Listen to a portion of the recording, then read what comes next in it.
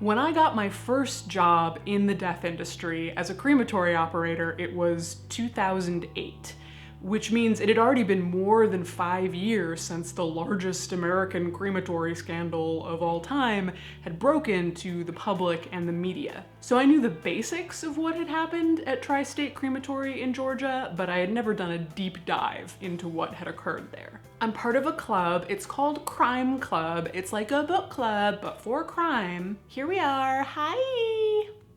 We decided to look into what had happened at TriState, and guys, it's a lot weirder than I remembered.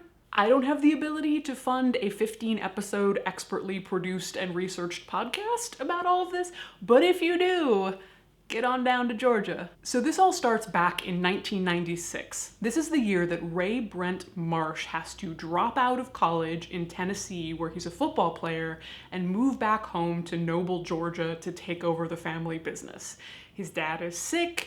It can't be helped. It's just a sacrifice that has to be made. It just so happens that the business is a crematory located on the family's property. This crematory, called TriState, has cremated thousands of bodies from funeral homes all over Tennessee and Georgia. 6 years go by with the younger Marsh running the business, but strange complaints are starting to emerge. The gas delivery guy tells the sheriff's office, there's some bodies scattered around that TriState crematory property.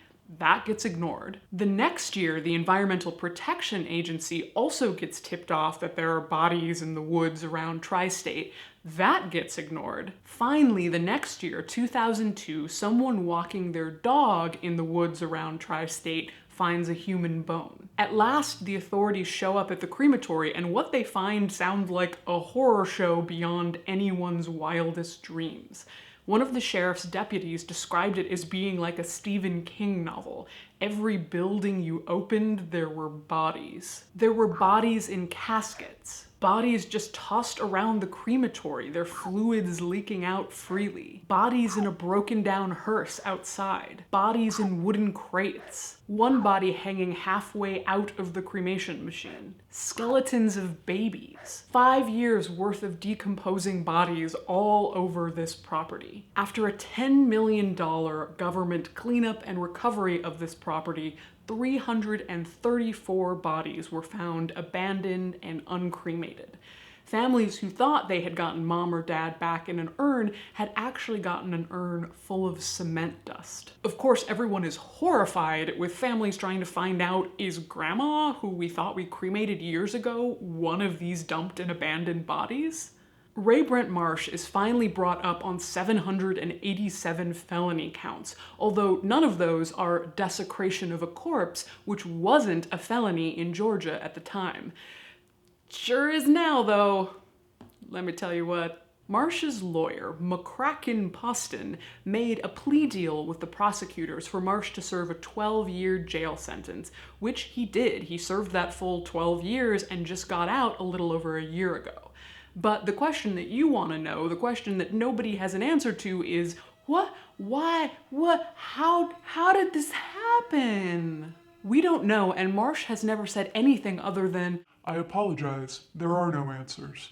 How did the rest of his family not know what was happening? How did none of the funeral homes sending bodies to be cremated at TriState know what was happening? Here are some possible theories. Maybe the cremation machine was broken and the bodies just started piling up. It turns out the machine had some problems, but it was in working order.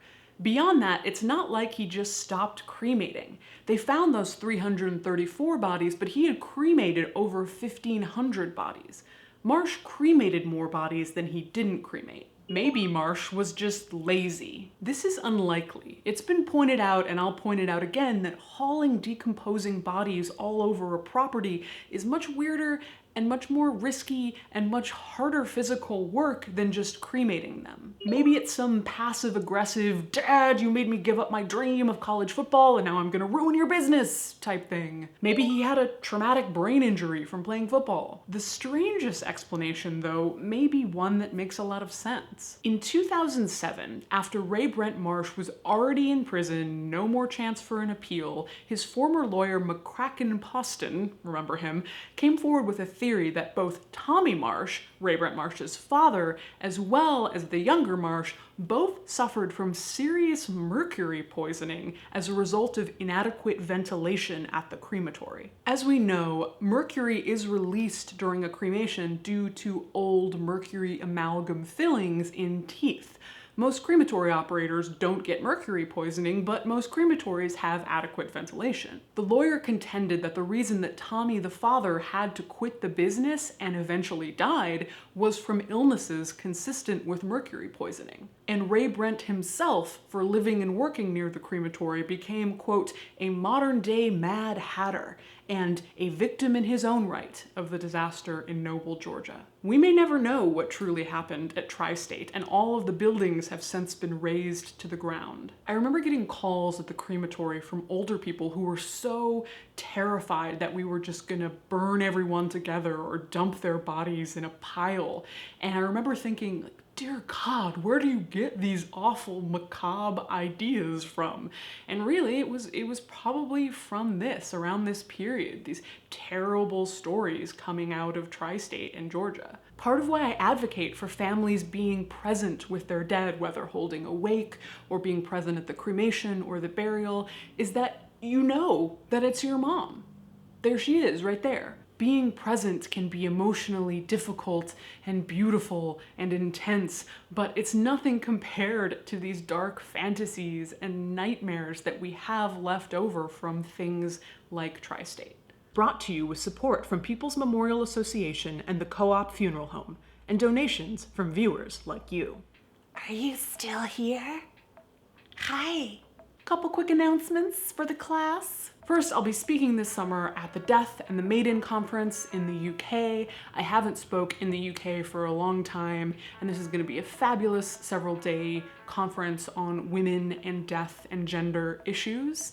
It's in July, and you can go to the website deadmaidens.com. Second, I got a package in the mail from my publisher yesterday, and sometimes they send me books to review or just cool new books, and I was like, yes! And I opened it, and it was just my book, and I was like, guys, I read this one. But I guess the reason they sent it is that this is the third printing of the paperback version, which I guess is a big deal because you bought the other ones. So, since I just have this random copy of my book, I thought I would give this one away, personalized and signed to someone. So I'm gonna think of a number right now. Okay, I have it. It's between 1 and 100. And the first person who comments with the number correctly, you can only comment once, by the way, I will mail you this book, personalized and signed. Hot off the presses. Hope you enjoyed this video. Please subscribe. That's it. Bye.